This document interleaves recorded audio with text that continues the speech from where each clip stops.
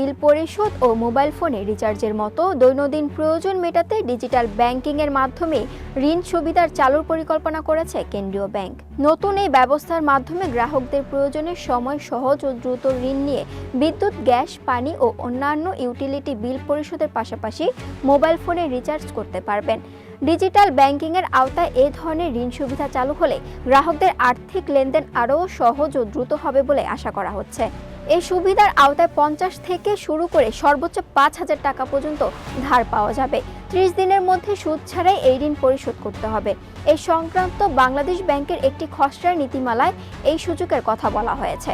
এতে বলা হয়েছে এসব ঋণে কোনো সুদ প্রযোজ্য হবে না। এর পরিবর্তে ঋণের পরিমাণের উপর ভিত্তি করে ব্যাংকগুলো নির্দিষ্ট হারে সার্ভিস ফি নেওয়ার অনুমতি পাবে। নির্ধারিত সার্ভিস ফি অনুযায়ী 50 থেকে 250 টাকা পর্যন্ত ঋণে সর্বোচ্চ 5 টাকা ফি নেওয়া হবে। 251 থেকে 500 টাকা পর্যন্ত ঋণে 10 টাকা ফি নেওয়া হবে।